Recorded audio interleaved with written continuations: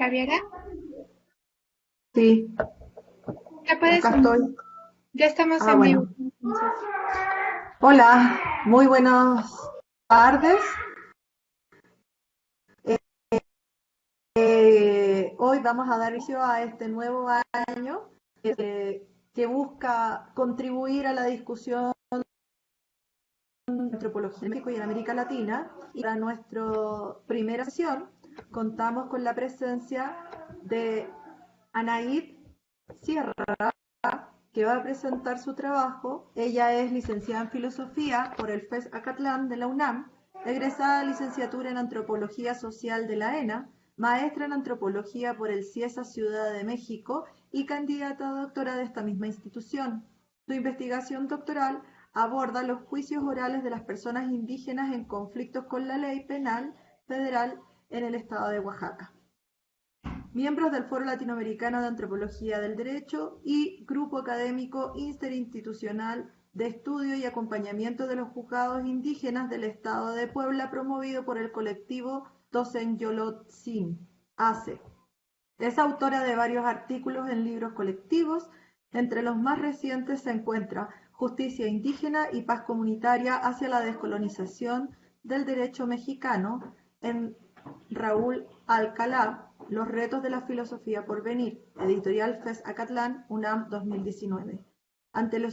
El otro documento es Ante los hechos contundentes de las palabras sobran, la oralidad y los principios de la justicia indígena totonaca, algunos dilemas frente al derecho estatal, en María Teresa Sierra, Héctor Guzmán, como coordinadores del libro Los sistemas normativos indígenas en el nuevo sistema de justicia penal, 2019.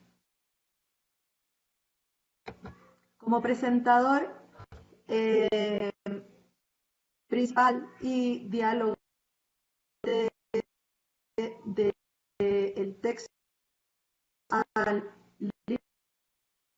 licenciado en etnología jurídica, derecho indígena y peritaje antropológico, miembro de la Red Latinoamericana de Antropología Jurídica. Actualmente trabaja en el Fideicomiso de Tlalasco y Ejido Cieneguillas en Lerma, Estado de México. Tiene publicaciones de Derechos Religiosos y Pueblos Indígenas en 1998, Lugares Sagrados de Legislación en 2001, la experiencia de peritajes en el 2002, la discriminación étnica o racial por CONAPRED, el racismo judicial en México en el 2015, con el colega Yuri,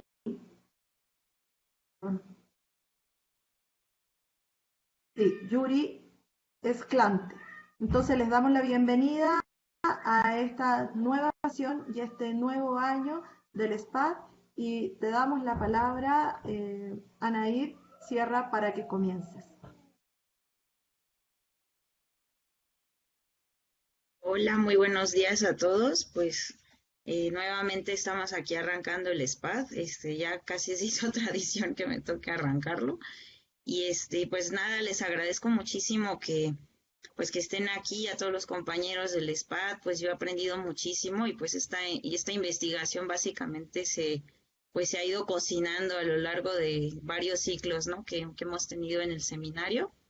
Y y bueno, pues esta investigación, como ya se comentó un poco, pues es parte de mi investigación doctoral que hago en el CIESAS. Estoy en el cuarto año del doctorado, básicamente.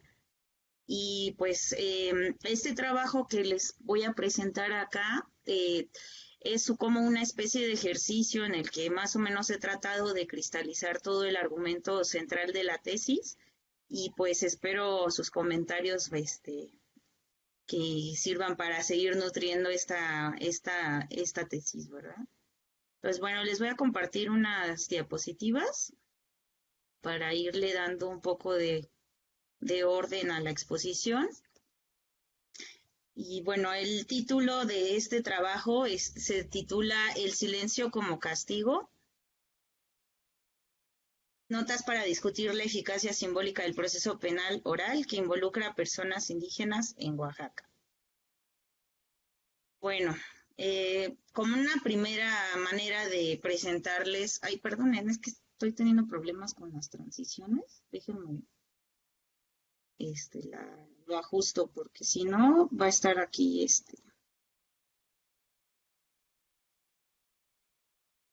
no va a estar moviéndose todo, perdón.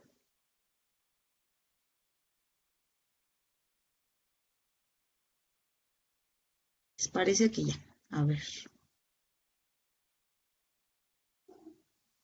¿Mm? Sí se ve, ¿verdad? Bueno, pues lo primero que quisiera platicarles un poco es cómo se da este proceso de reforma penal.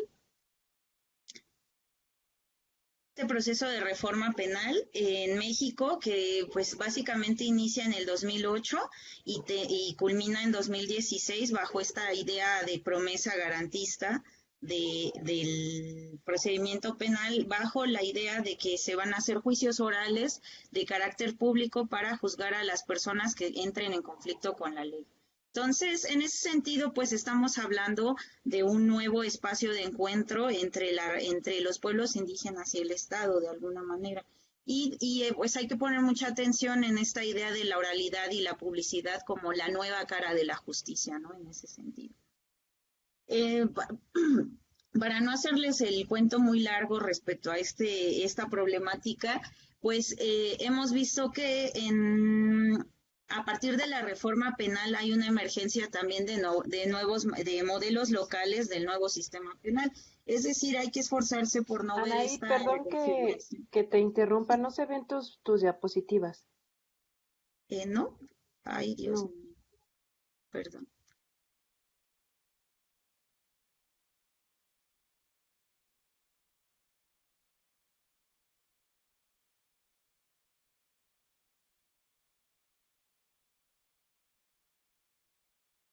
¿Ya las ven? Sí, adelante. Sí. Ok.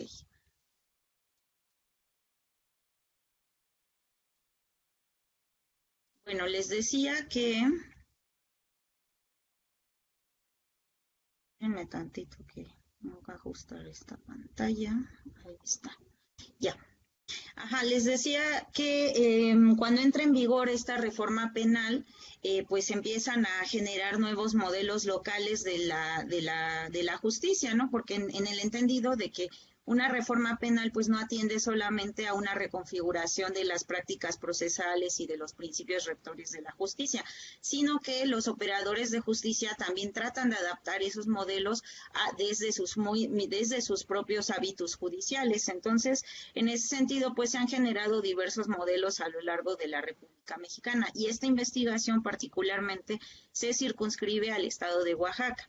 Y en ese sentido, pues desde una mirada antropológica, pues la propuesta es mirar esta reforma desde su carácter, o sea, desde su dimensión social y política y cultural. Y bueno, en eso pues vemos que la oralidad básicamente se convierte no tanto en un principio homogéneo en todo el ámbito judicial, sino que es una arena de disputa en la que varios actores sociales pues tratan de significarla, ¿no? Y tratan de ponerla en marcha. Y bueno, en ese sentido, en el caso de que estamos tratando que casos de personas indígenas, pues es importante remarcar que durante todo este proceso de reforma, pues no hubo un esfuerzo por armonizar la reforma, perdón, la reforma multicultural del 2001 que oficializaba y que derogaba también al mismo nivel las justicias indígenas a la justicia estatal. Y también, pues por ahí, también en Oaxaca se denunció mucho el hecho de que durante todo el proceso de reforma, pues no hubo una consulta previa a los pueblos indígenas para que ellos dieran a conocer sus puntos de vista de qué era cómo les iba a afectar y cómo podían ellos también generar un diálogo con las instituciones de justicia. Entonces ese trabajo, pues empieza, el trabajo de campo como tal, se empieza por ahí de los mediados de 2017 y pues culmina en 2019, que es cuando regreso de Oaxaca. Después de documentar varios procesos penales donde se involucraron a personas indígenas. Al principio traté de documentar del fuero común, pero por las circunstancias que más adelante les voy a platicar, pues decidí nada más enfocarme en los casos de la justicia penal federal, ¿no? O sea, en ese fueron nada más. Entonces, bueno, hablando de todo este proceso de justicia, de que no hubo armonización, de que hubo una falta de consulta, pues me encuentro con muchas opiniones frente a la supuesta eficacia o ineficacia de este sistema penal que pretende sustentarse en una visión garantista de derechos humanos y en tratar de respetar los derechos de los procesados y de las víctimas con una visión garantista, ¿no? Y tratan pues de arreglar las fallas del sistema penal inquisitorio que estaba basado en documentos escritos, que había un abuso había un exceso y un abuso en el uso de la prisión preventiva oficiosa, la forma de juzgar a las personas era presumir su culpabilidad antes de demostrar la inocencia. Entonces, opiniones que hay respecto a la eficacia del sistema, ¿no?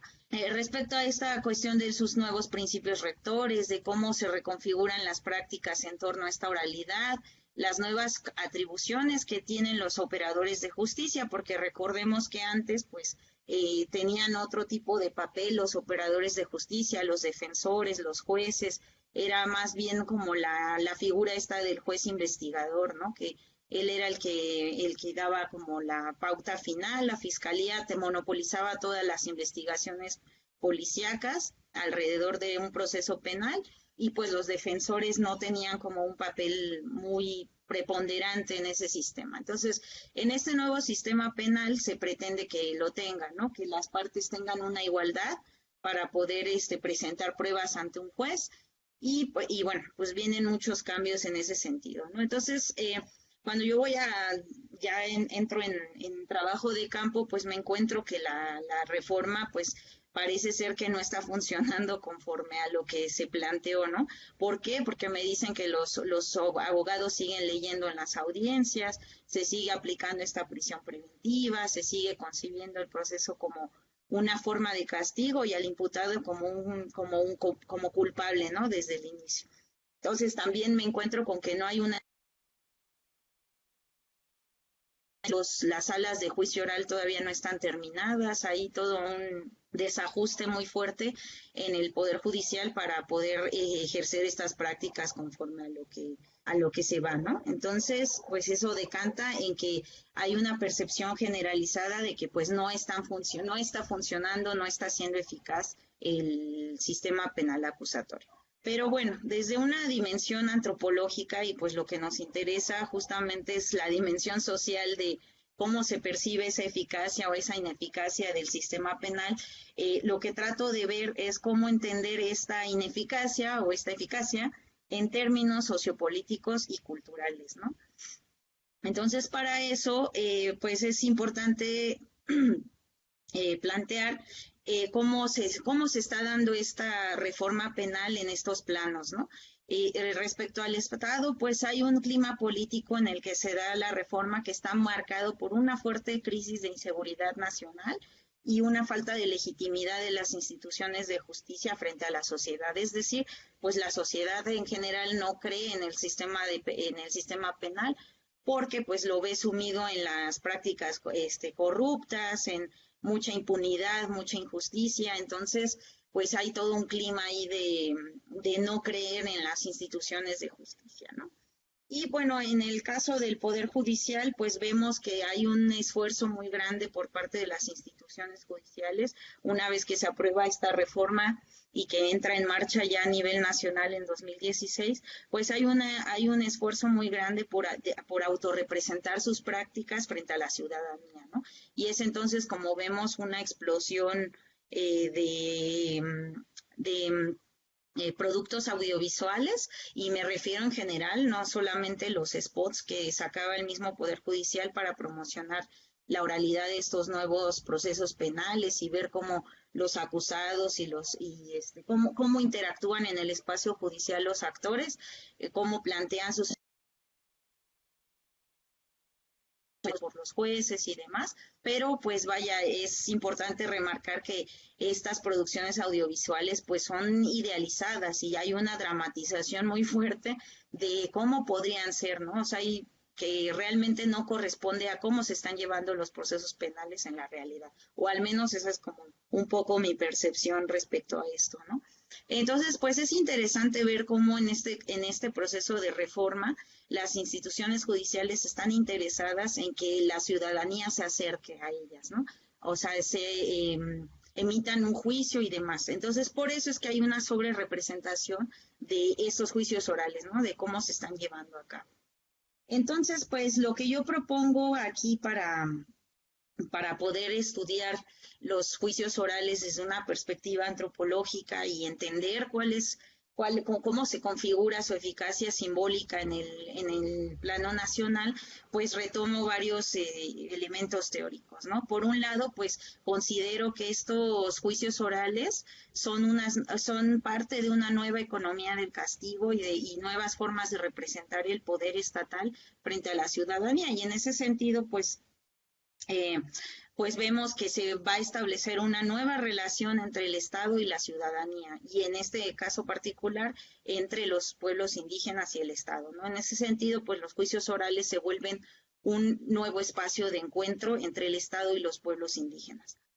También estoy retomando una perspectiva de la antropología del Estado, justamente para no entender al Poder Judicial como parte de las instituciones estatales desde esta visión pues que tiene que ver más con la filosofía, ¿no? Desde como una entidad homogénea y coherente y autorreferencial, sino más bien entender las instituciones estatales, en este caso las judiciales, como desde las prácticas cotidianas que hacen los agentes y cómo las construyen a partir de sus decisiones, ¿no? Pero también es importante algo que menciona Gupta justamente, que es tratar de entender que el Estado no se construye nada más por parte de los operadores y de las burocracias judiciales, sino que también se va construyendo desde fuera, ¿no? Entonces, por eso es que voy a retomar más adelante los contextos sociopolíticos en los que se dan los juicios orales para poder interpretar lo que está pasando dentro de estos. También estoy retomando una perspectiva de la antropología simbólica, particularmente a Turner y a Gertz, con su definición de cultura, y para poder mirar qué significan socialmente los juicios orales. Y en ese sentido, pues me parece que son rituales de la sociedad nacional, ¿no? O sea, la sociedad nacional, como cualquier otra sociedad, se conforma por medio de rituales, y eso va a reproducirla en términos simbólicos. Entonces, ahí pues vamos a entender justo los juicios orales como rituales judiciales, en ese sentido.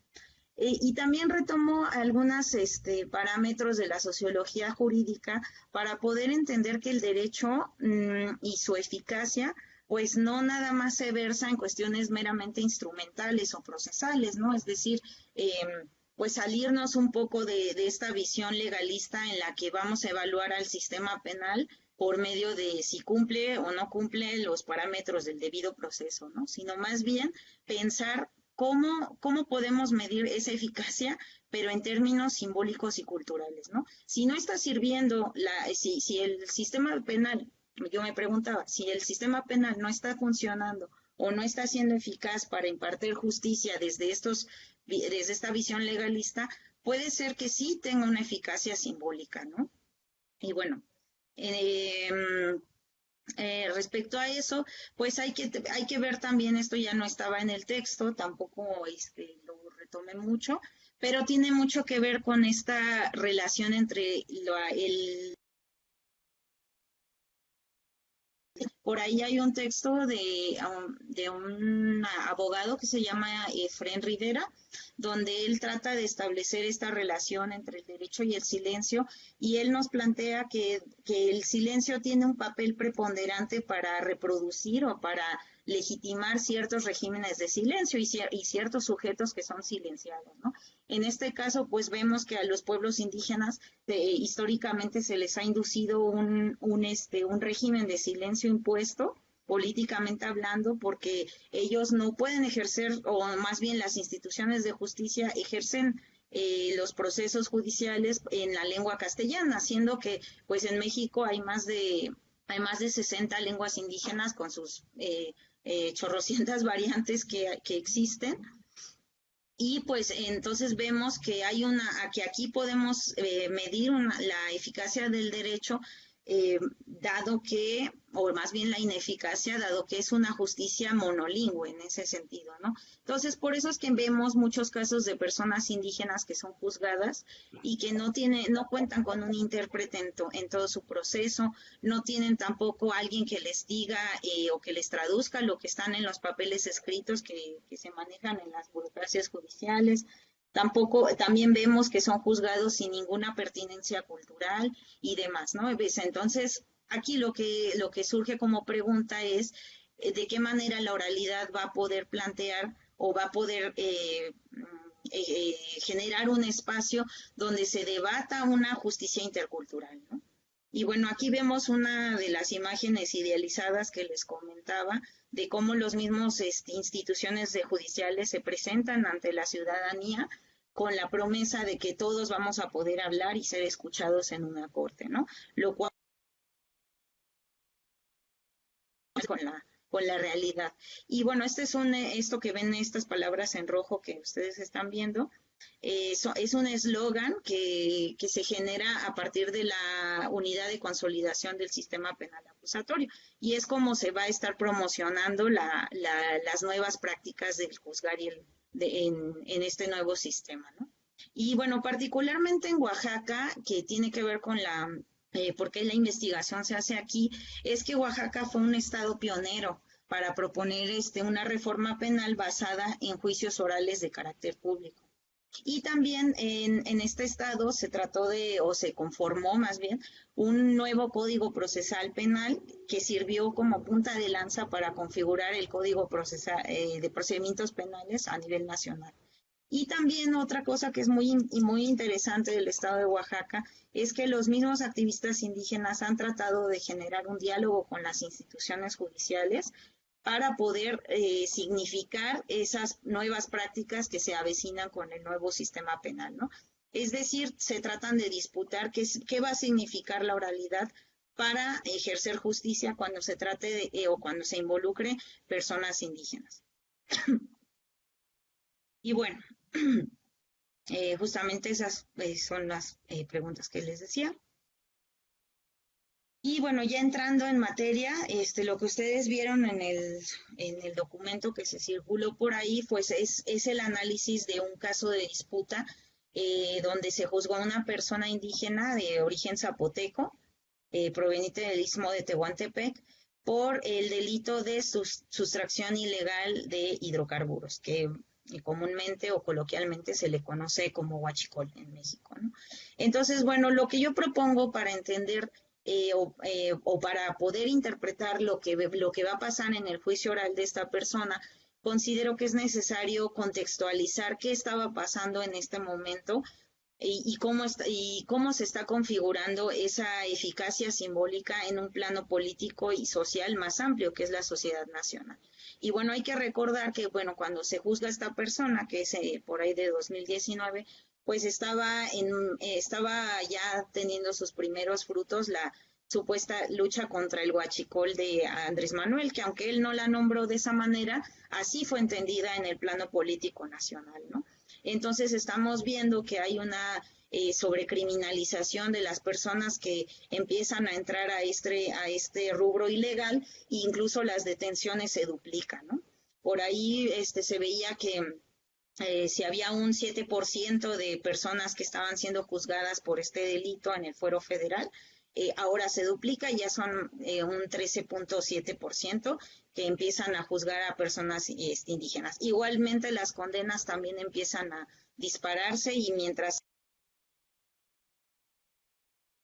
de progresividad con estas condenas se les podían las personas que se dedicaban a esto podían vivir su juicio en libertad, pues esto ya no sucede así con el gobierno de Andrés Manuel, ¿no? Y las personas pues tienen que ser juzgadas bajo la prisión preventiva oficiosa, es decir, que están en prisión mientras se lleva a cabo todo su caso. Y pues también vemos que en la prensa nacional, en las redes sociales, pues hay una criminalización muy fuerte para las personas que se dedican a este delito, y cabe destacar que cuando estoy documentando este caso es justamente cuando pasa la tragedia de Tlahuelilpan Hidalgo, ¿no? Donde pues vemos a toda una nación pues criminalizando a las personas que se dedican a esto, diciendo que son como traidores a la patria, ¿no? Entonces, de esa forma podemos ver que efectivamente un juicio oral se puede configurar como un ritual del Estado mexicano. Entonces,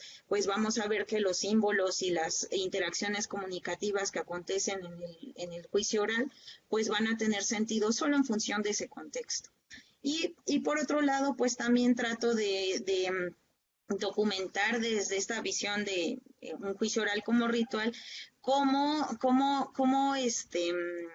se actualizan en términos simbólicos la legitimidad del Estado mexicano. Uh-huh. Y bueno, aquí podemos ver dos esquemas. En el del lado derecho es cómo se configura una sala de juicio oral, y en el lado izquierdo, cómo podemos entender cuáles son los participantes que hay en un juicio oral, pero en términos rituales, ¿no? Esto, pues, cabe decir que es una metodología que, pues, no es nueva, ya en el Cono Sur, sobre todo los argentinos, los brasileños, pues, han tratado de analizar los juicios penales en términos de ritual, ¿no? Entonces, bueno, en el caso de Patricio, la persona que fue juzgada, este es un seudónimo, cabe decir, la persona que fue juzgada por este delito, que es de origen zapoteco, pues vemos que ahí también interviene el intérprete, hay un juez, y sin embargo, pues podemos ver que las facciones que se generan en un juicio oral, pues no están como en igualdad de condiciones para participar en él, puesto que hay algunos que son especialistas que manejan el lenguaje jurídico, como el juez, los defensores, el fiscal, testigos expertos, con estos me refiero a los peritos en balística, en criminología y demás. Y, por ejemplo, en el caso de Patricio intervino un intérprete de la fiscalía, ¿no? Que esto es bastante curioso porque, pues, algo que es muy recurrente en los juicios orales es que no hay intérpretes, ¿no? Y no hay dinero para pagarles y no hay las condiciones necesarias para facilitarle los intérpretes a las personas. Sin embargo, pues vemos que en el mismo Poder Judicial hay muchas personas indígenas que son operadores de justicia a su vez. En este caso, pues había una intérprete que acompañó al fiscal y que también trabajaba en el Ministerio Público, ¿no? A donde estaban adscritos.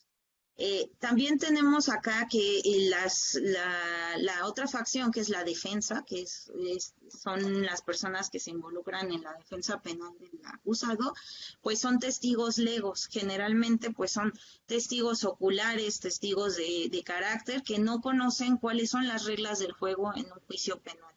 Es decir, pues no conocen las leyes, no saben cómo intervenir en el proceso penal, no saben si lo que van a declarar le puede perjudicar al imputado y demás, ¿no? Y el imputado mismo pues tampoco conoce estas reglas y no sabe cómo el proceso penal. Bueno, eso pues genera muchas asimetrías de participación en este juicio. Y aquí en el otro esquema estamos viendo cómo se configura una sala penal, que tiene que ver pues con el orden de jerarquía de los operadores de justicia, en donde se ubican, y pues cabe decir que yo pude asistir a estos juicios en calidad de público, ¿no? Y pues esto ya es parte de la reforma penal, que como ciudadanos pues podemos ver la actuación de los operadores de justicia, y con esto se presume que hay que son prácticas transparentes, ¿no? Lo cual pues yo los invitaría a que pues si tienen tiempo asistan a uno para que se den cuenta que pues por mucho que el público participe en estos juicios, pues es muy difícil a veces entender la jerga legal en la que se maneja, ¿no? Y tal pareciera que pues no puede ser todavía accesible la justicia para la ciudadanía como se pretende. Entonces, bueno, en el caso de Patricio, cuando es juzgado por este delito, la audiencia que está que documento en el escrito que se envió,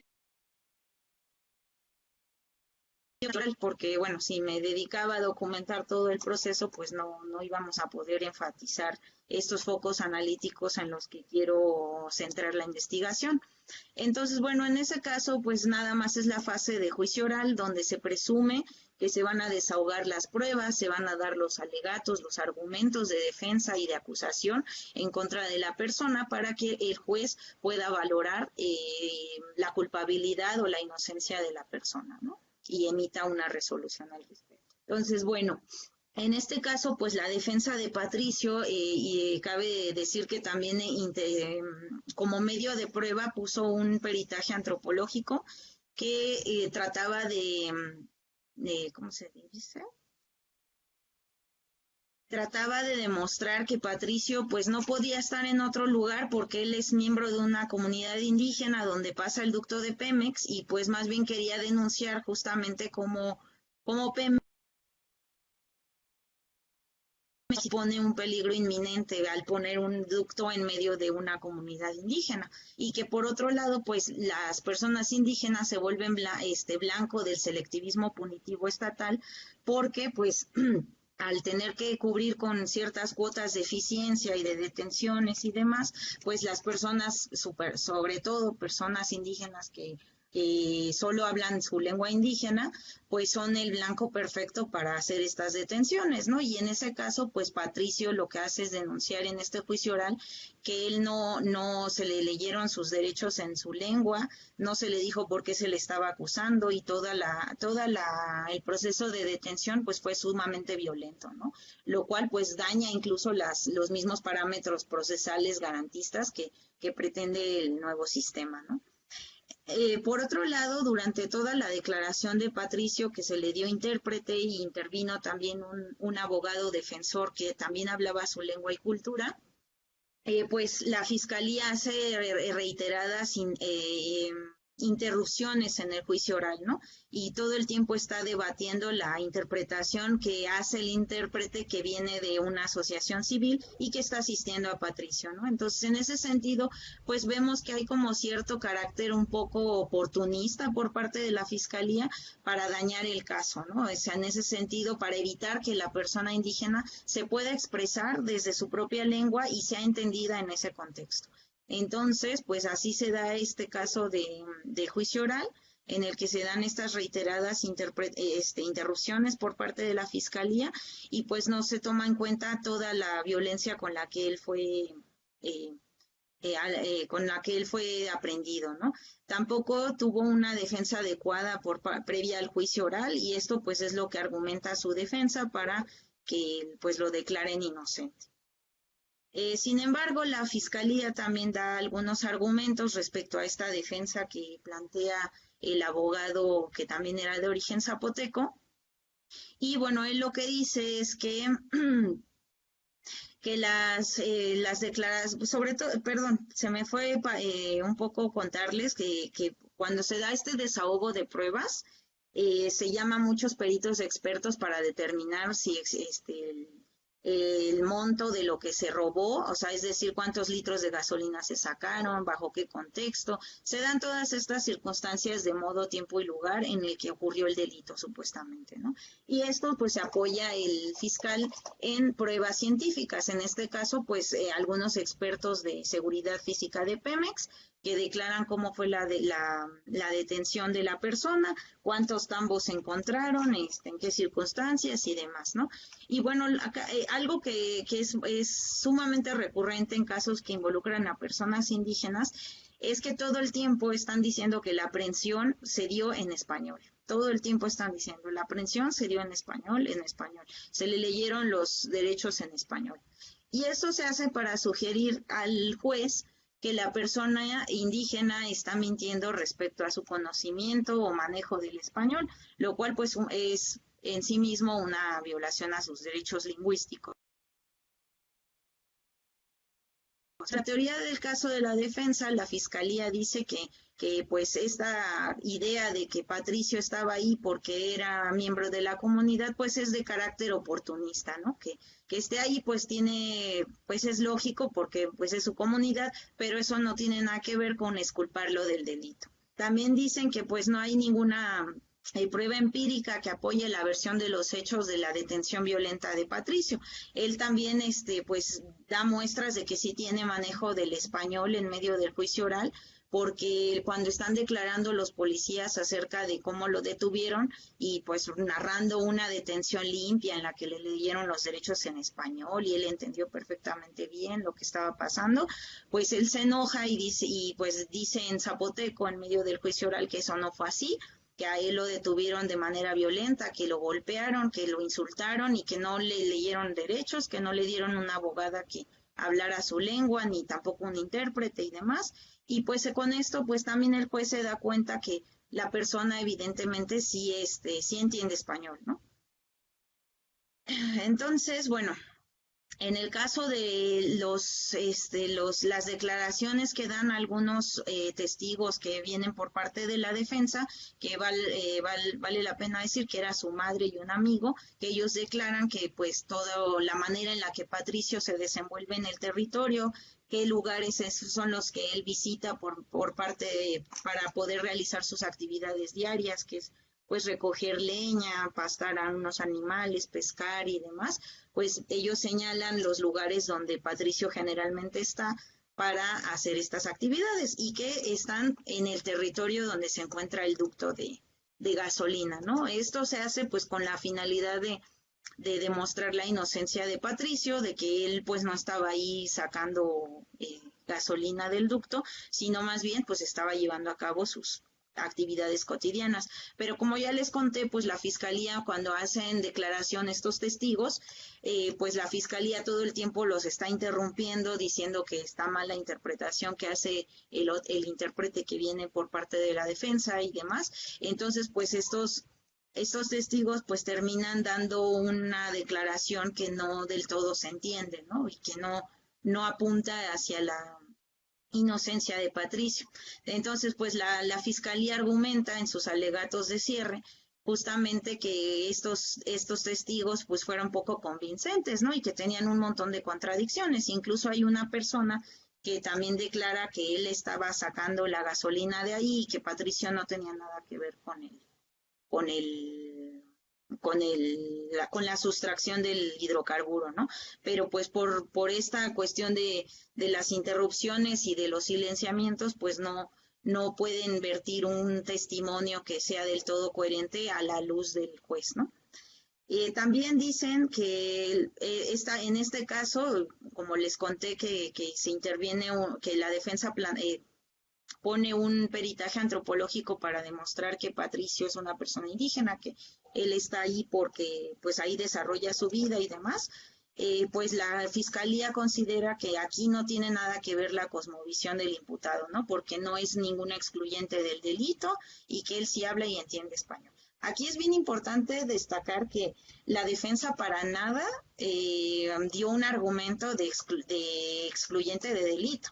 De hecho, la fiscalía está argumentando algo que no se virtió durante el juicio oral. O sea, es decir, a lo que quiero llegar con esto es que cuando una persona indígena se presenta como indígena en un juicio oral, luego se articulan ciertas expectativas en los juzgadores, ¿no? En este caso, el fiscal, aunque la defensa no está pidiendo una excluyente de delito por ser persona indígena, él lo está entendiendo así y está argumentando en función de esto. Y también pues considera que no hay ningún tipo de despectivo porque en la ciudad de Oaxaca todos hablamos español, así lo dice. Y dice, ¿a poco el imputado hablaba nada más en su dialecto, ¿no? Y bueno, la defensa justamente debate esta percepción tremendamente racista por parte de la fiscalía, en la que pues no se está debatiendo si la persona es o no indígena, sino más bien si cometió o no cometió el delito y pues se le están dando las facilidades para que pueda expresarse por medio del intérprete. Y a juzgar del fiscal, pues esto considera que ya con eso se cumplen los derechos indígenas que se le tienen que garantizar a la persona que está siendo procesada. También, pues consideran o dicen, argumenta que el uso el hecho de que Patricio, que supuestamente sí entiende español, y que esté usando un intérprete, que esto es una estrategia defensiva, ¿no? Y que está apelando a que el juez tenga misericordia de él al mostrar que es una persona monolingüe, siendo que no lo es, ¿no? O sea, ese es el argumento de la fiscalía, lo cual pues la defensa justamente debate que esto es una visión sin poder juzgar a esta persona. Y bueno, la resolución del juez, pues justo le da, la resolución fue condenatoria y la persona, y Patricio fue condenado a a 15 años de prisión por este robo de hidrocarburo. Cabe decir que también antes del gobierno de López Obrador las condenas eran más o menos, creo que la máxima era como de 7 años, dependiendo de la cantidad de combustible robado y de las modalidades en las que es aprendida la persona. Y bueno, la resolución del juez pues argumenta que pues sí se respetaron los principios del sistema acusatorio porque a la persona se le dio un intérprete, se le dio un defensor en su lengua y cultura y pues con eso pues se respetaron estas cuestiones, ¿no? Y que él fue aprendido bajo todas las normativas vigentes. También, pues el juez considera que hay una alta probabilidad de que Patricio sí haya cometido este delito y que pues lo que dice la defensa pues no se apoya en ninguna prueba, ¿no? Y que es poco creíble que Patricio estuviera ahí nada más porque esa es su comunidad, ¿no? Que es muy seguro que Patricio estaba ahí por combustible. Y en ese sentido, pues le da descrédito a lo que dice Patricio respecto a la violencia con la que fue aprendido, bajo esta idea de que el principio de legalidad de los policías, es decir, que pues que ellos tienen mayor credibilidad por encima de la presunción de inocencia de Patricio. Y bueno, también algo que me gustaría decir mucho es que en los alegatos de cierre el abogado defensor interviene con una visión muy social sobre el castigo y empieza a decir cómo las personas indígenas han sido criminalizadas durante siglos bajo argumentos racistas y demás, ¿no? Y frente a eso el juez se pronuncia diciendo que sí. Ya estamos en el tiempo, por favor. Sí, ya voy a acabar. Que pues el juez le dice que esto no es un concurso de retórica, ¿no? Sino un procedimiento pues basado en una racionalidad epistémica científica. En un peso a esta cuestión de la desigualdad social que el defensor se esfuerza porque considere el juez que así se está juzgando a las personas y que pues en aras de hacer un debido proceso pues lo tiene que tomar en cuenta, ¿no? También esta cuestión de que le solicita tener una perspectiva intercultural para emitir su fallo, pues él argumenta que, como decía la fiscalía, pues no tiene nada que ver con las costumbres culturales, ¿no? O sea, es decir, él entiende que la sustracción ilegal de hidrocarburos, pues es un delito aquí y donde sea. Entonces, pues no, él considera que no hay ninguna excluyente de delito, volvemos a decir, la defensa jamás se fue por ese lado de excluir del delito por esta cuestión tan arraigada en los sistemas en el sistema judicial mexicano de concebir a las personas como monolingües e ignorantes y demás, y por ese sentido de excluirlos del delito.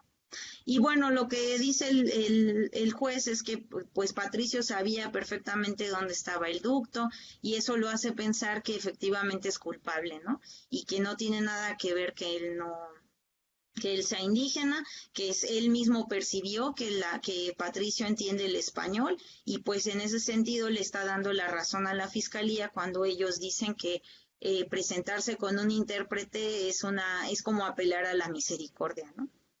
Y bueno, ya como conclusiones de esto, pues lo que a lo largo de la exposición de pues mirar este proceso penal, pero desde una visión más antropológica y social, y no ponderar su eficacia o su ineficacia solamente en argumentos legalistas, ¿no? De si se cumple el debido proceso o no, sino más bien pensarlo en un sentido social, ¿no? ¿Qué va a significar la oralidad para los pueblos indígenas cuando estos están siendo sometidos históricamente a un régimen de silencio, ¿no? Cuando ellos están siendo juzgados bajo una cultura legal que no corresponde a sus prácticas culturales y cuando aparte este proceso penal pues se está llevando en una lengua que les es ajena o que en el caso de que la conozcan pues no es precisamente en la lengua en la que mejor ellos se puedan expresar y manifestarse, ¿no? Y bueno, en ese sentido, pues nada más quisiera decir que pues casos como el de Patricio, pues nos muestran justamente los altos costos que tiene el monolingüismo de la justicia estatal. Y bueno, con eso termino.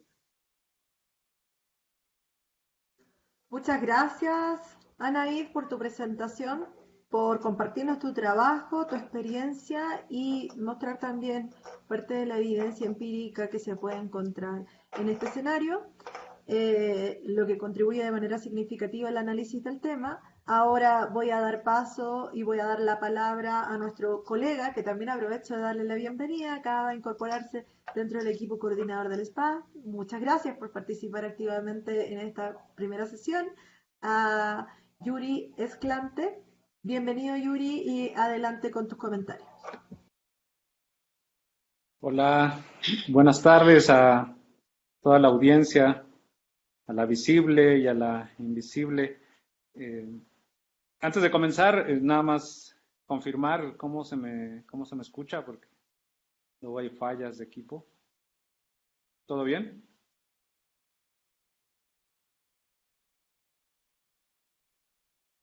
Bueno, Todo bien, Yuri. continúo. Sí, bueno, pues felicitar a Anaid por el avance en su investigación. Conocimos su trabajo desde el proyecto y vemos cómo se consolida, cómo su aparato teórico y la claridad en la que escribe, expone, pues están ya muy maduras, listas para la titulación. Felicidades y también felicitar al FLAD por iniciar, ¿no? esta nueva serie de conferencias. Bien, pues Anaid nos invita a discutir la eficacia simbólica de los procesos orales, un tema muy pertinente y también pues muy atinente su trabajo. Sí creo que vale la pena mencionar que la eficacia simbólica es un concepto y un trabajo que presentó hace muchísimo, un clásico de la antropología, ¿no? de Claude Lévi-Strauss, y en donde él, en ese trabajo ya histórico, él le llama eficacia simbólica a la manera en que un chamán, a través de la narración mítica, de rememorar el tiempo originario, logra la sanación de una persona. Entonces, digo, lo menciono porque seguramente hay público ajeno a la antropología. Es un concepto clave dentro de nuestra disciplina y yo creo que Anaid lo que intenta hacer es aplicar este concepto y preguntarse y preguntarnos también a nosotros si los procesos orales realmente están reformando y perfeccionando el sistema de justicia, ¿sí? Su pregunta va en ese sentido de si realmente estamos sanando, si estamos logrando una transformación del derecho a través de los procesos orales. Y también pues lo hace incorporando otras teorías y conceptos antropológicos, de manera que sí hay una densidad, ¿sí? Pero combinada con la claridad, como la conocemos a Anaid, y ahorita veremos, bueno, ella ya lo expresó un poco, pero yo también quisiera dar algunas conclusiones de la lectura de su trabajo, que pues también como bien lo acaba de indicar, está basada principalmente en la escuela argentina del análisis ritualista del derecho, y combinada también con otra corriente que es la antropología del Estado, principalmente con Akhil Gupta y Michael Taussig. Creo que muy buena combinación, muy acertada. Muchos estamos trabajando ya en esa línea. Y bueno, por cuestiones de tiempo, yo diría que hay como cuatro componentes, cuatro paquetes de análisis en esta ponencia, y que creo vale la pena resaltarlo porque, pues sí, claro, en poco tiempo no se puede exponer todo, pero que está presente este análisis antropológico, jurídico, y estos cuatro componentes yo los dividiría en un análisis de la mitología del derecho.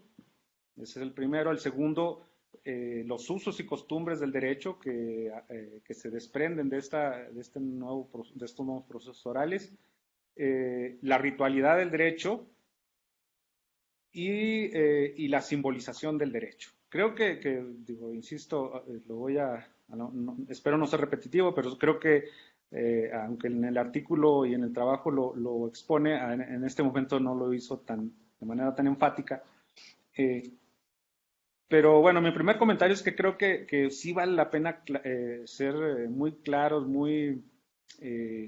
incluso contundentes en que esta propuesta teórica no es una forma metafórica o alegórica de analizar y describir el derecho. Yo creo que hay inmensidad de trabajos en donde se hacen este tipo de propuestas y que son concluyentes. El derecho está basado en una mitología, tiene sus narrativas de origen que fundamentan su existencia.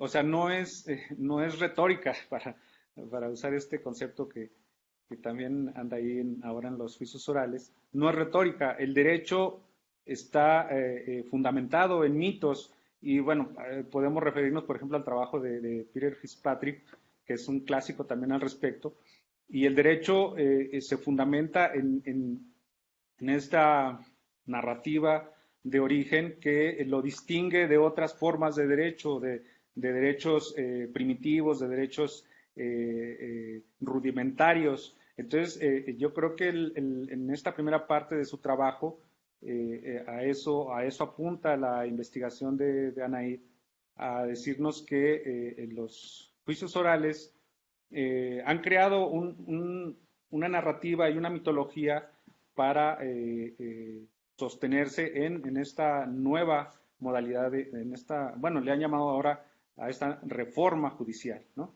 Que pretende, sí, como también ya se mencionó, darle más transparencia, ¿no?, al proceso, que sea presencial, en donde se traten de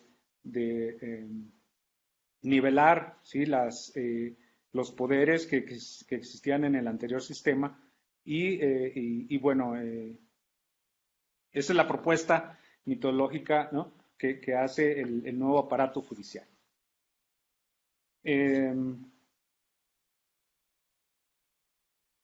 Digo, no nos vamos a meter en detalles, ahí está el trabajo para la lectura, que imagino que se compartió, digo que por ahí andan circulando.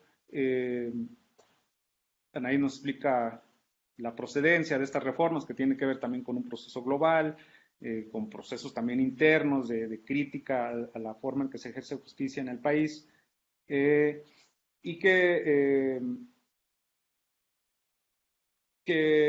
acertadamente también, como se mencionó, este proceso, aunque muchos lo han querido empatar o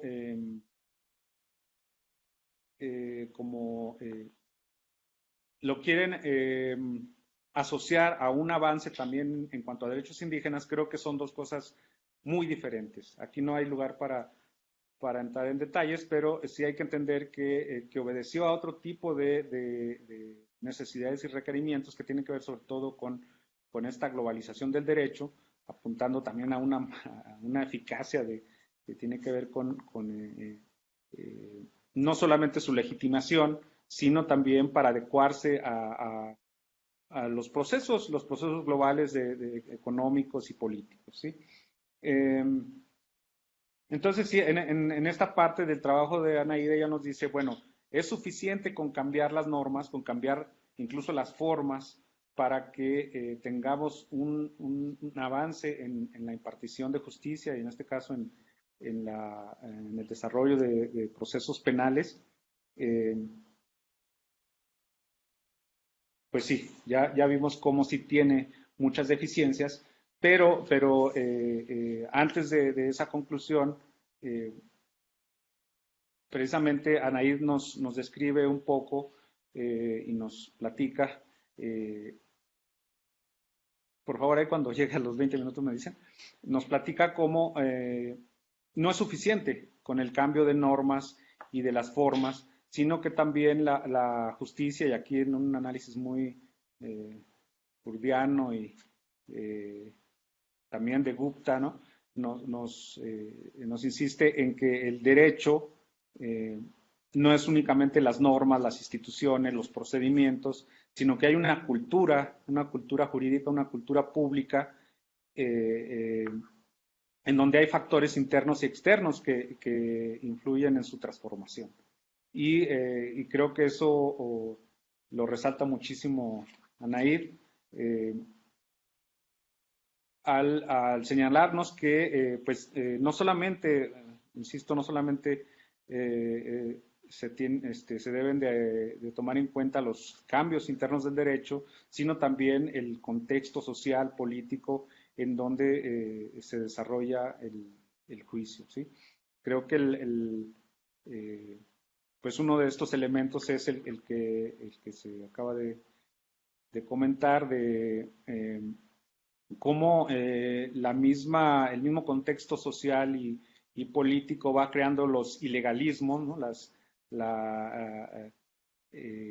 Los intereses, ¿no? del Estado y de incluso también de las fuerzas fácticas, de dónde ir encontrando estas ilegalidades y dónde dónde imaginar la actuación de la justicia. Y creo que está muy bien apuntado, ¿no? Cómo en este momento político y social se está apuntando en contra de los huachicoleros, ¿no? Que son estas personas que extraen hidrocarburos, también gas y otro tipo de bienes nacionales. Pero bueno, sobre todo lo que creo que nos llama a reflexionar Anaí es que estos juicios orales también dependen muchísimo de las jerarquías que están que se desarrollan dentro de la aplicación de la justicia, ¿sí? Jerarquías que entiendo pues no se han todavía anulado, que están presentes ahí a pesar de que haya un juicio presencial. Es evidente cómo se da esta distinción entre los expertos y los legos, ¿sí? Entonces, bueno, en fin, que hay que estos usos y costumbres, estas formas de aplicar el derecho no han sufrido una adecuación a los nuevos tiempos y a las nuevas necesidades, ¿no? Y creo que es muy determinante la conclusión de Anaí, ¿no? Sí, cambian las normas y las formas, pero el fondo y la manera de actuar del poder judicial mantiene ciertos vicios, ¿no? Y uno de ellos, que es el que también pues al final es el que determina, ¿no? el desenlace de este juicio, que al menos es el caso que ella analice, pero que debe haber muchísimos más y que los hemos documentado desde hace muchísimos años, es la imposición. Otro factor externo es ese, como la imposición de un sistema, en este caso el sistema positivo del derecho moderno, sobre otros sistemas jurídicos de pueblos originarios y sobre también prácticas prácticas y realidades sociales que son propias de los pueblos indígenas. Bien, bueno, en cuanto al tercer punto, para ir avanzando, decía que también este aspecto de la ritualidad del derecho, que creo que en esta ocasión seguramente no hubo tiempo, pero creo que tiene un componente muy interesante en cuanto a que, como en otros trabajos que conocemos, se trata de exotizar lo común del procedimiento, lo común y corriente de un procedimiento judicial, pero no solo para hacerlo más notorio, sino porque creo que esa es la manera un poco de, habíamos dicho en otras ocasiones que al ridiculizar lo serio, se denota mucho más estas formas arbitrarias y estos dominios que hay de un sistema jurídico sobre otro o incluso dentro del mismo proceso dentro del mismo proceso, estas jerarquías que se manifiestan, cómo se desenvuelven y se desarrollan dentro del juicio, ¿no? O sea, lo que decíamos hace rato, cómo el experto y el que tiene las facultades mayores excluye y silencia a los subordinados. Pero lo que creo es muy valioso en este trabajo es cómo describe un ritual que es prácticamente como una especie de ritual sacrificial, ¿sí? En donde hay un sacerdote que es el juez, el sacerdote es el que lleva el ritual, el que decide los momentos en que quién habla, quién puede participar, quién se sienta, quién sale, quién entra, etcétera.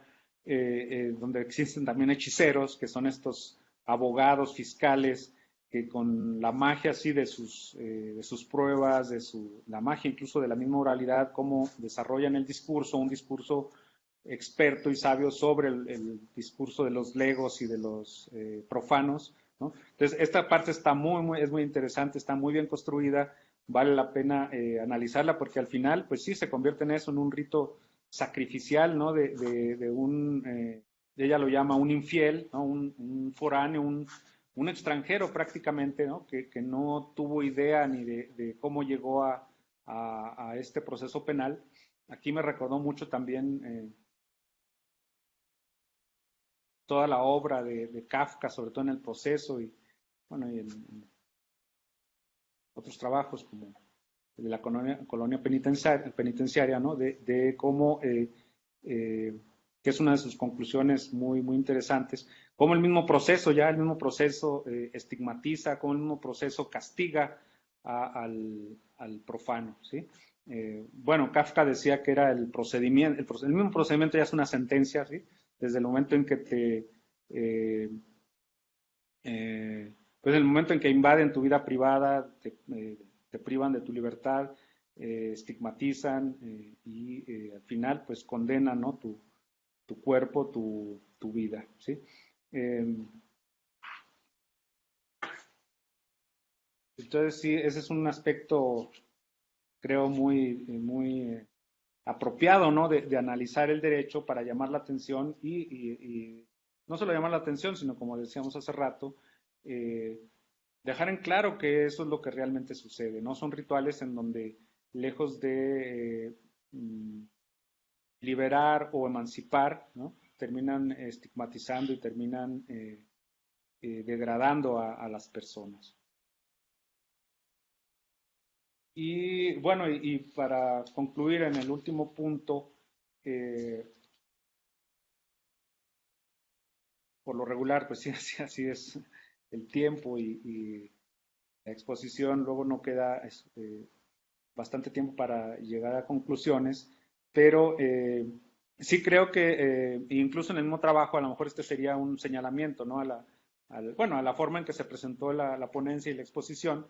Posiblemente en la tesis haya mucho más elementos para desglosar y explicar cómo se utilizaron los símbolos. En el trabajo de escrito sí menciona bastante Anaíd un poco lo de la presencia de la bandera nacional como un símbolo integrador y de cómo representar la justicia, cómo imaginarla, que es un espacio para todos, ciertos elementos ahí pues el mismo juicio presencial, que son elementos simbólicos para explicar que hay una nueva forma de impartir justicia, pero sí me parece que ahí habría que ser mucho más contundentes en sí, en cómo se maneja el simbolismo, ¿sí?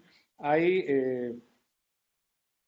por supuesto, está muy bien explicado cómo a pesar de ser, o sea, es una ironía, es una paradoja de la nueva justicia oral que sigue silenciando la oralidad, o sea, no está silenciando obviamente la expresión, pero sí el contenido y las maneras en que esta oralidad, y yo diría incluso la corporalidad, ¿sí? Se manifiestan en el juicio, ¿no? Esta manera de pedirle al inculpado que en unos casos que tenga que susurrar, es decir, no expresarse plenamente, en otros que todo su discurso es para tergiversar, ¿no? La teoría del caso, que son argumentos defensistas, ¿sí?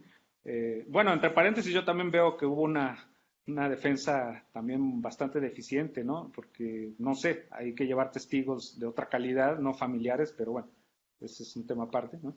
Los otros peritos, a una autoridad, incluso una autoridad, pero bien, estamos viendo que sí está muy lejos los procesos orales de cumplir las expectativas, ¿no? La eficacia simbólica que supuestamente se está postulando.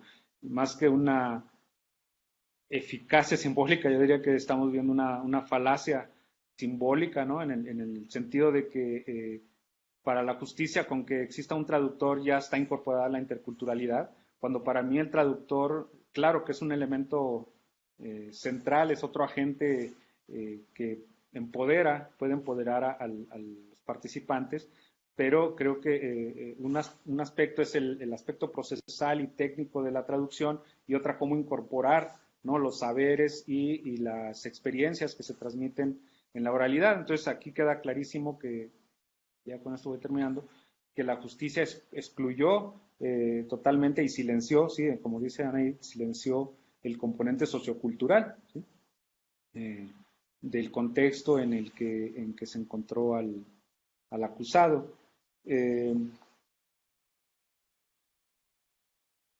Pues sí, en conclusión, sí, vemos cómo se reiteran en estos, a pesar de que hay una nueva economía procesal, nuevas técnicas de ejercer la justicia, este sentido común racial sigue presente, ¿no? Al considerar que si un indígena puede expresarse en español y moverse en un espacio urbano, entonces prácticamente su identidad se ha transformado, ¿sí? Entonces,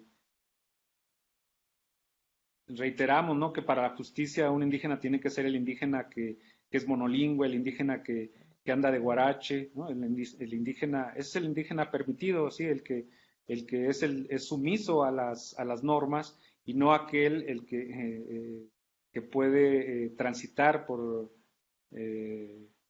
contextos urbanos, aquel que puede expresarse en español, ¿no? Con eso, este sentido común racial entiende que si hay cambio, entonces, pues sí, estás falseando la justicia, ¿no? Entonces, pues es otro ejemplo deplorable de cómo este cambio tan anhelado, pues está muy lejos de alcanzarse, ¿no? Entonces, pues sí, nuevamente el trabajo de Naid da cuenta de esto, de cómo a pesar de los cambios de la norma, continúa existiendo un sistema jurídico hegemónico, opresor, ¿sí? Y que la hermenéutica de la sociedad dominante no ha cambiado, ¿sí? Entonces, pues felicitar nuevamente a Naid. Yo creo que hay toda una tradición ya de una tradición femenina haciendo trabajos de antropología jurídica de fondo, ¿no? Bueno, hay muchísimos nombres, pero pues empezó con Laura Nader, con Jane Collier, luego tenemos también a Teres Sierra, y Chenot, y ahora pues todo este equipo de PLAD. Da gusto estar aquí participando en este empoderamiento de nuestras compañeras. Y un saludo pues a todos, aunque no los pueda ver, y a todas. Muchas gracias, Yuri. Anaí, No sé si quieres responder o replicar a los comentarios que te hizo el compañero Yuri. Hola, pues más que replicar los comentarios, porque yo creo que, pues sí, Yuri como que fue más contundente con lo que yo quería demostrar en la exposición, nada que se me fue el tiempo y la falla técnica que tuve con las diapositivas como que me puso un poco nerviosa, pero bueno, pues algo nada más lo que quería decir era que pues sí, efectivamente, sí estoy viendo el ritual judicial desde esta visión sacrificial. Bueno, en el documento ya no está porque, como les comentaba al principio, pues este documento es parte de la investigación doctoral que estoy haciendo y el artículo, pues, se plantea publicarse en un como capítulo de un libro. Pero en la tesis, pues sí, ya estoy profundizando más sobre lo que significa o cuál es la eficacia, enunciando básicamente la eficacia simbólica del proceso penal cuando se juzga a personas indígenas, que justo sí tiene este carácter sacrificial y de asimilación, porque, bueno, vaya, el hecho de que haya estas reiteraciones de que la persona sí habla español, de que sí comprende, de que se le leyeron en español, de que todo este descrédito que se le da y esta idea de que al presentarse como persona indígena y hablando su lengua en el juicio oral y todo, es una manera de apelar a la misericordia del juez y demás, pues eso justo tiene que ver con estos procesos de asimilación que han tenido los pueblos indígenas y las personas indígenas. Y en ese sentido, pues lo que estoy argumentando básicamente es que incluso como me lo dijo el mismo intérprete del señor Patricio, me decía que básicamente eso era como una especie de exorcismo, porque lo que se buscaba era que la persona dejara de hablar su lengua, ¿no? O sea, si no había funcionado ninguno de los otros aparatos del Estado, la educación, el sector salud y todo, donde solo se habla español en las instituciones y demás, pues todavía quedaba el aparato judicial para poder exorcizar a la persona, ¿no? Y que ya se normalizara como un ciudadano mexicano, ¿no? De la media nacional, diría el compañero Yuri.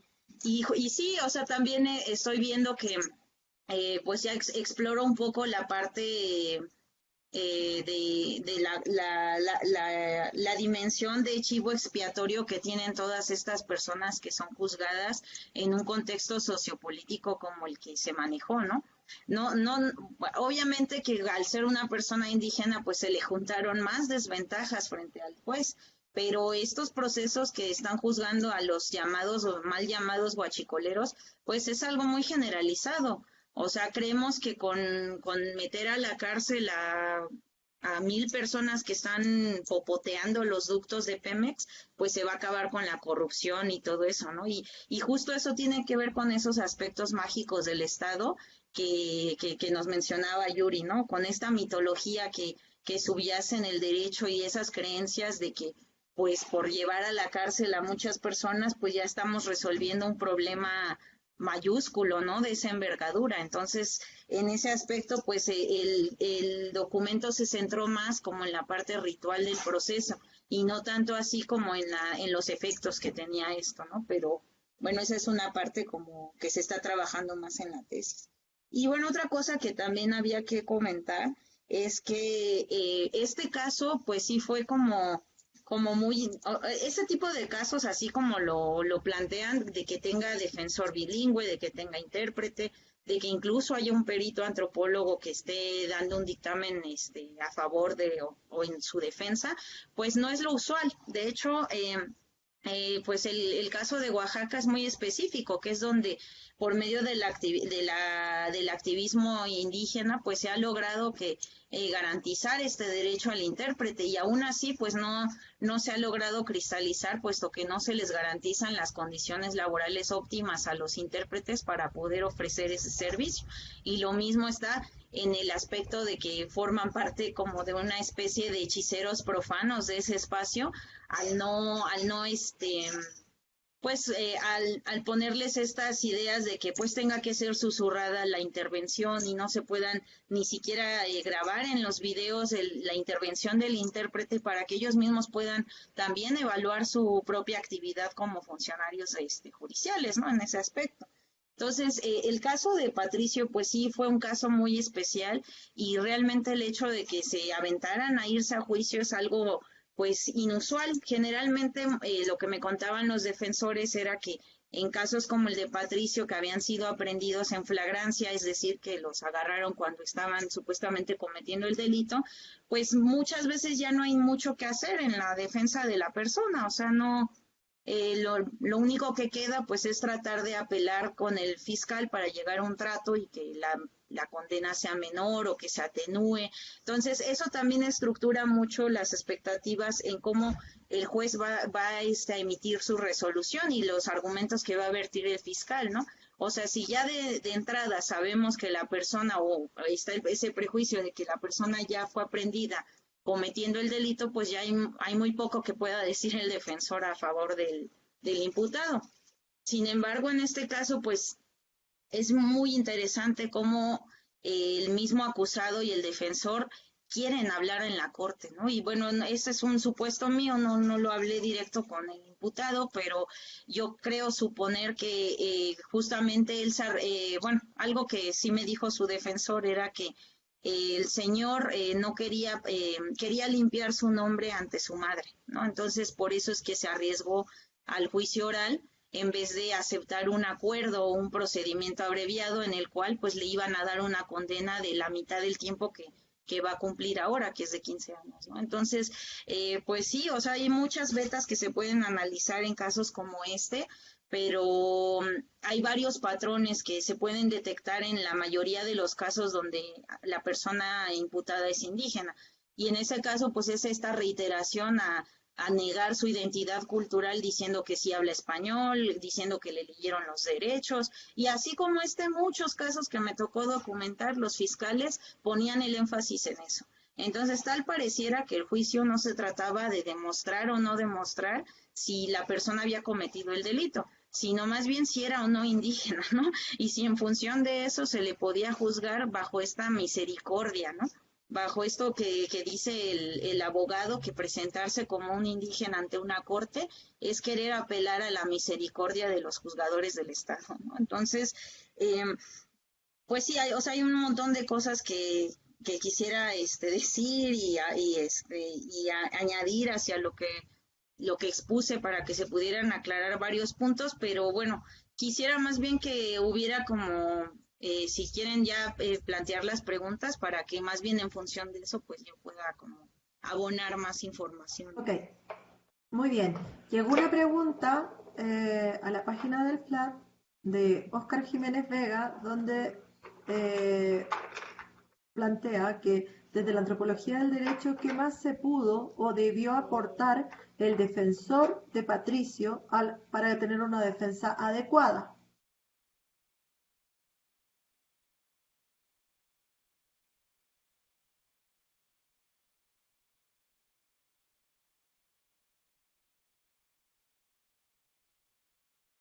Si quieres otra pregunta más para que las junte, o no hay más.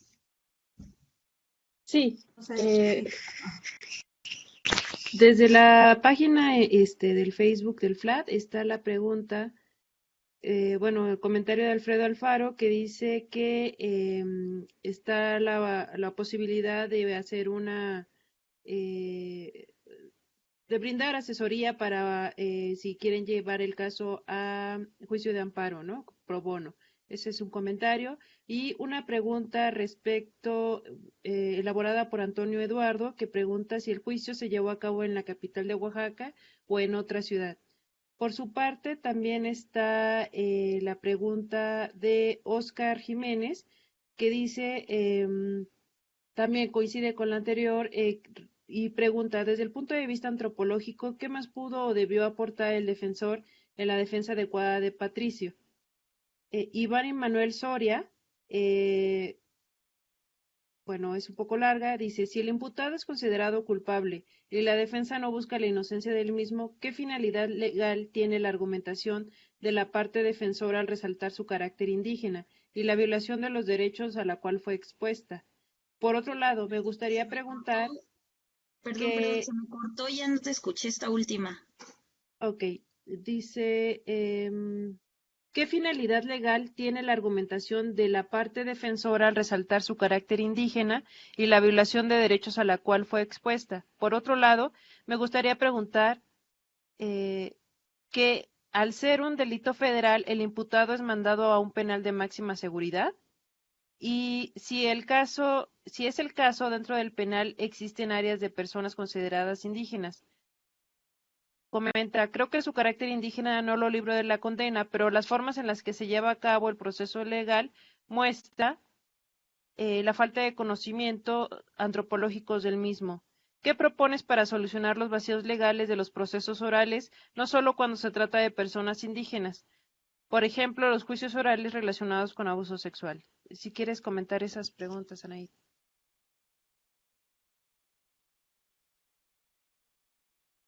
Bueno, pues híjole, algo que, que es bien importante de la propuesta es que justo tratemos de pensar fuera del Estado de Derecho al que estamos acostumbrados, ¿no? O sea, eso es bien difícil porque pensar que la persona se está presentando como indígena para obtener un beneficio ya es en sí mismo un prejuicio, ¿no? O sea, realmente la persona muestra que es indígena, pero en función de que se le dé el intérprete. Y de hecho, pues él se nota que se siente mucho más cómodo hablando en su lengua que en español. O sea, aunque también se percibe que lo entiende, ¿no? De alguna manera. Pero el problema es eso, cómo la identidad indígena o la identidad cultural de una persona que habla una lengua indígena es percibida por los operadores desde múltiples prejuicios. En este caso, pues el defensor, como lo dije varias veces en la exposición, él nunca dijo que iba a apelar a una excluyente de delito basado en decir que la persona era indígena, como era común en el sistema inquisitorio. Lo que estaba diciendo el abogado y que tiene que ver con la presentación de la prueba pericial es que la persona estaba en ese lugar porque esa es su comunidad y que el ducto de Pemex pone como, digamos, que un riesgo inminente a que personas indígenas sean aprendidas en ese contexto, sean culpables o no, por el hecho de que están ahí, en ese lugar. Eso era lo que quería demostrar el defensor con la prueba pericial. El problema es que vuelvo a lo mismo. No se trata nada más de ver o hacer un checklist de qué cosas se cumplieron del debido proceso para que decir, pues sí, ya cumplimos, ¿no? Sino más bien pensar qué otro tipo de cosas o de fallas podemos ver en este aspecto. Pues cabe resaltar que pues los peritos antropólogos tampoco estamos muy metidos en el hábitus judicial y no sabemos ni tampoco conocemos muy bien cuáles son las reglas del juego en un juicio oral. Entonces, en ese aspecto, cuando el perito antropólogo declara, que eso ya no está en el documento, pero se los menciono ahora, el perito antropólogo también era indígena y también se esforzaba como por mostrar que no estaban buscando un excluyente de delito, sino que más bien querían demostrar que la persona había sido aprendida en una situación pues poco favorable para ella, ¿no?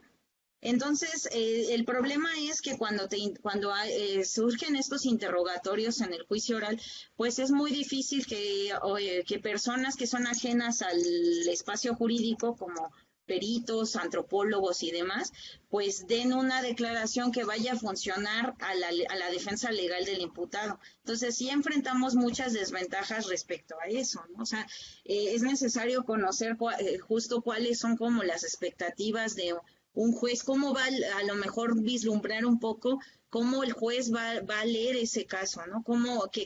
En qué cosas va a prestar atención y en cuáles no. Y sí, muchos jueces me decían eso, me dicen, bueno, es que hay muchos defensores que pues me dicen que la persona es indígena, pero después no entiendo para qué me lo dicen, o sea, qué lugar juega en su estrategia de defensa. Y cabe decir eso, o sea, ese es el problema, que siempre se entienda como una estrategia de defensa que se diga que una persona es indígena. A lo mejor, y en el caso de este defensor en particular, él lo estaba poniendo pues para que se le dieran las garantías procesales que requería su defendido, que era que le dieran el intérprete y poder vertir el peritaje antropológico y demás, pero él no estaba persiguiendo una excluyente de delito, e insisto, eso tiene que ver con un hábitus judicial arraigado al viejo sistema, en el que pues ya decían, ay, es indígena, como para disculparlo y pensar que no es culpable por eso, ¿no? Porque es monolingüe y ya.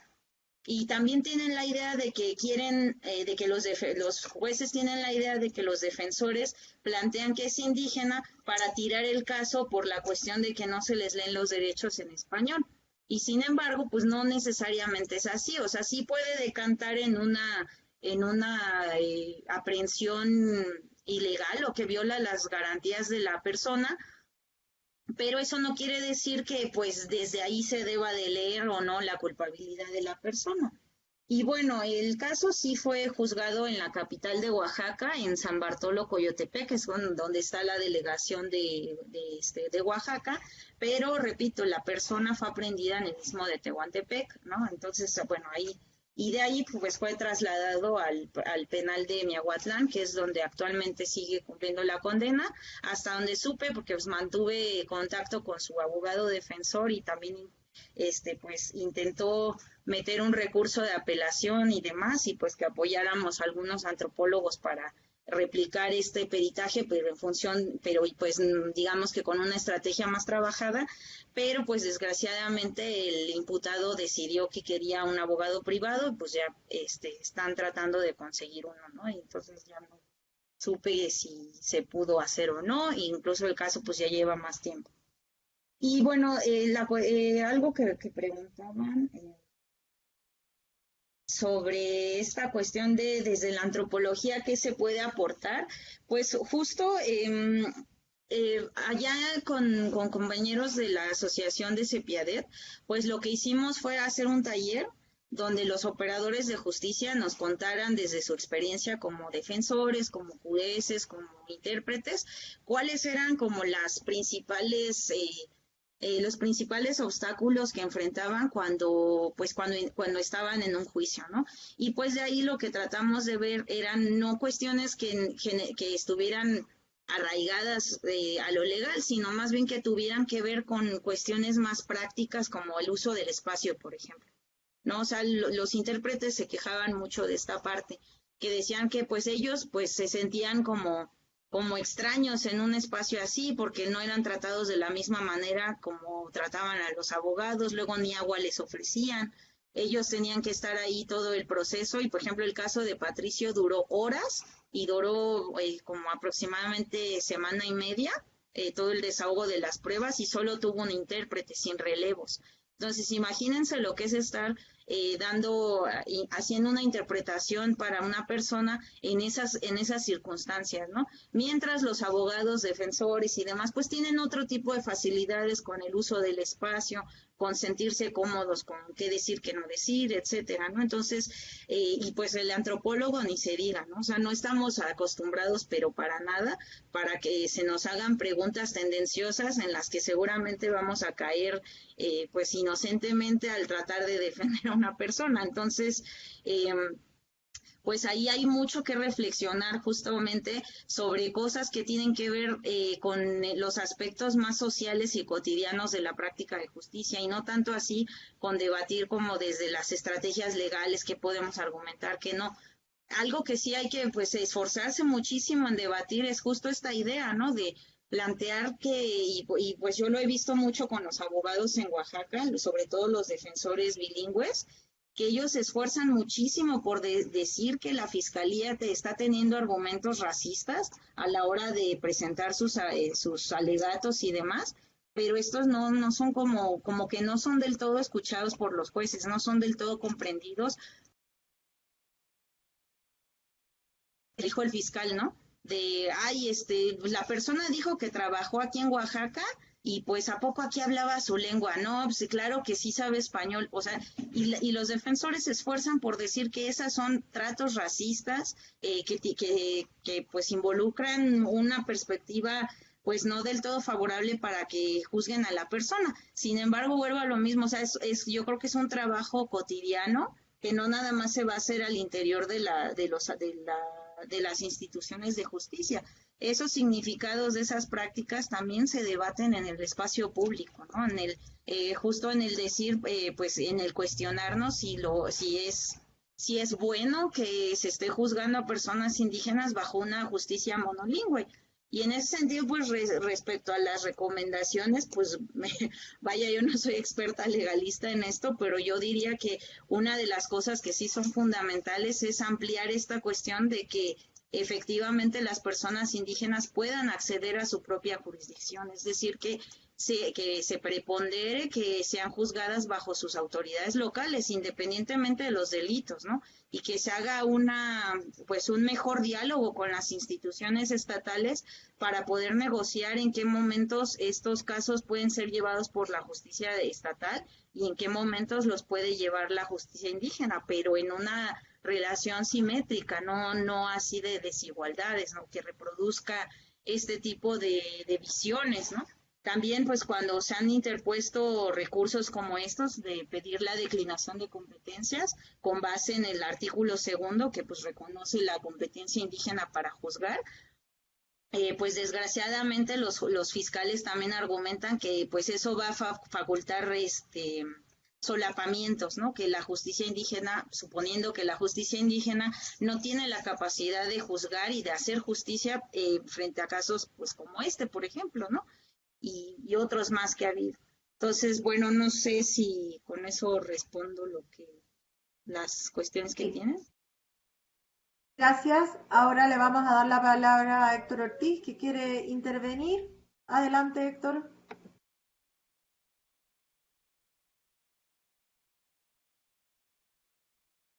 Pero, bueno, lo que pasa es que sí, escucharte me entusiasma. Te felicito, sobre todo por la parte que no has contado de las dificultades que tuviste para infiltrarte en el sistema oaxaqueño, pues, ¿no? Y que, pues sí, pues, terminaste en el ámbito federal, pues, ¿no? Que bueno, algún día nos contarás con más detalle, pero nada más, bueno, digamos, te digo que hay varias cosas que me llamaron la atención, pero quisiera enfocarme en una, porque ya estamos sobre el tiempo, y es el problema de la lengua. Porque hay una especie de combinación en tu exposición que contiene, digamos, que esos discursos originales del debate de los derechos de los pueblos indígenas con nuevos contextos en los cuales esto está aplicando. Pues, ¿no?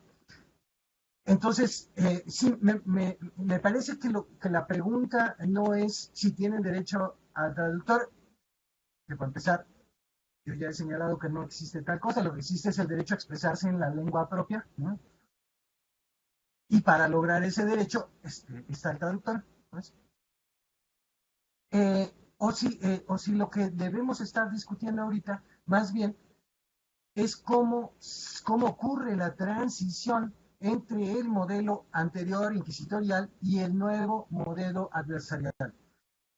En ese contexto también me parece importante distinguir entre si estamos haciendo un análisis de la transición de un modelo escrito a un modelo oral, o si estamos haciendo el análisis de una transición de un modelo inquisitorial a uno adversarial. ¿Sí? En ese debate es donde se ubica el problema de la lengua, ¿no? Y en particular, sí, este derecho como factor de igualación o de igualdad del sujeto que está vendiendo su testimonio, que está siendo acusado, en fin, para eso está el derecho a hablar la lengua propia. No está ahí nada más de adorno, digamos, ¿no?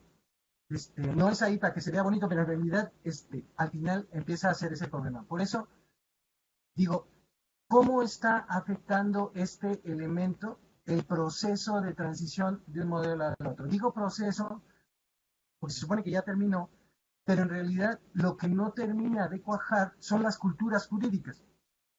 Es decir, seguimos con jueces que están formados en la cultura jurídica inquisitorial y que hacen como que ya se adaptaron a la adversarial y en realidad pues solo están adaptados de forma y no de fondo, ¿no?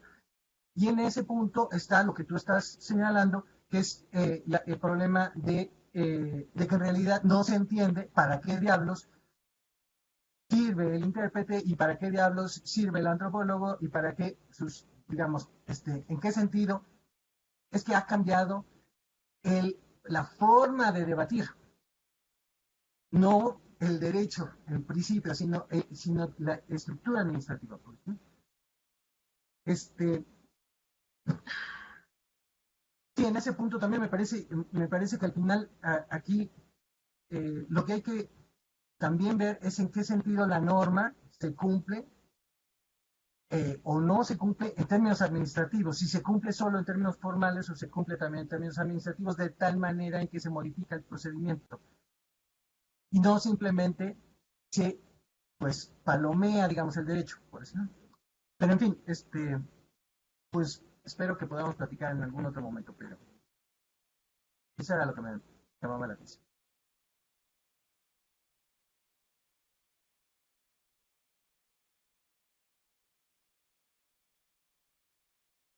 Ahí, ¿quieres complementar algo o van a otro espacio? Ah, sí, bueno, no sé cuánto estamos de tiempo para Tienes saber. como 2 minutos para contestar porque ya estamos pasados en el tiempo. Ah, ok. Bueno, sí, o sea, justamente, pues sí, esta etnografía se está haciendo en un proceso de transición legal, efectivamente. O sea, no podemos decir que bueno, en términos formales, pues sí, el periodo de transición del viejo sistema al nuevo sistema, pues fue entre 2008 y 2016. Y se supondría que ya a partir de esa fecha, pues estamos inaugurando una nueva forma de entender la justicia por medio de los principios rectores y una nueva forma de llevar a cabo las prácticas judiciales como tal. Pero sí, o sea, como han señalado también otras investigaciones, por ejemplo en Argentina, pues el hecho de que cambie el derecho, pues no quiere decir que cambie la cultura legal de estas instituciones, porque esto tiene que ver con una base cultural que tiene el derecho más allá de estas técnicas procesales y de la capacidad de infraestructura que se pueda tener para ejercer justicia, ¿no? Entonces, bueno, sí, o sea, la etnografía se está haciendo en ese contexto. Y obviamente yo lo que he visto es que a lo mejor yo lo que no quería era centrarme en si efectivamente, o sea, vaya, ya sabemos que no está cambiando el sistema en su totalidad y que las prácticas se están resignificando bajo criterios que estaban arraigados al viejo sistema. Pero lo que a mí me interesaba más destacar era la parte social de qué significa esta oralidad, que es donde, al menos en el caso mexicano, es donde se está poniendo el énfasis de la transformación de la justicia. O sea, por lo que yo he visto, creo que al menos en Argentina el énfasis se ponía más en la publicidad, ¿no? O sea, en el hecho de que hubiera juicios públicos y de que después de una postdictadura militar, pues la ciudadanía pudiera ver de manera más transparente la actuación judicial. Sin embargo, yo lo que veo muy particular en el caso de México es que la oralidad es como lo que va a ponerle rostro a la justicia ahora, ¿no? Y justamente en ese sentido es donde yo me pregunto, ¿de qué oralidad se está hablando? O sea, ese aspecto mágico que quiere manejar el Estado de que por medio de hacer los juicios orales, pues se va a llegar de manera más directa a la justicia, por decirlo de alguna forma, pues es básicamente pues en donde versa su eficacia simbólica, ¿no? Y justo ahí es donde vemos a fiscales que están diciendo pues cuál se le violó sus derechos y ahí tiene su defensor pues, público, conocedor de su lengua, tiene también intérprete, o sea, ahí no se está violando ningún derecho, o sea, y además hasta pudo hablar en la corte en su propia lengua, ¿no? O sea, es este fetichismo de la ley que hay, ¿no? O sea, y justo para entender la oralidad más allá de cómo nos la quiere dar a entender el Estado, pues es donde yo estoy diciendo, ¿cómo vamos a hablar de que las personas van a poder hablar y ser escuchadas si el sistema de justicia es monolingüe? ¿No? Si existen muchas lenguas y las personas no tienen ni siquiera garantizado poderse expresar en su lengua, y cuando lo hacen, ¿a qué son sujetas? ¿No? Y en ese sentido, pues sí se enfatiza mucho en el documento y en la presentación, pues cómo el sistema pues está sirviendo más que nada para criminalizar y asimilar a las personas indígenas que dejen sus lenguas. Y, y pues bueno, no sé si hay algún otro comentario.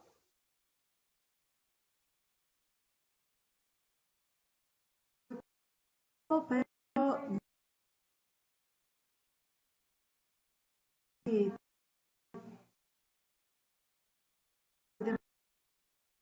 señal de Anaí.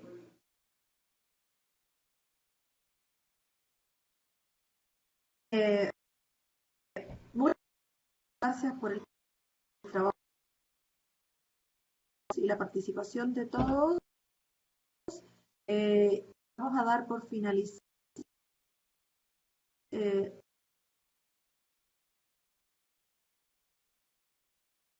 pero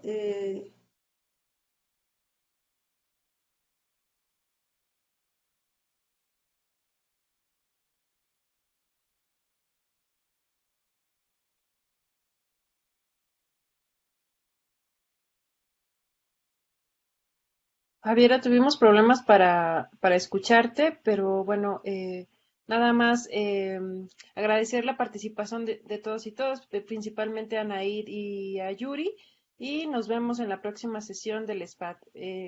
Toda la información en la página de Face del FLAT. Gracias, saludos a todos y todas. Gracias, Javiera. adiós. Gracias, hasta pronto.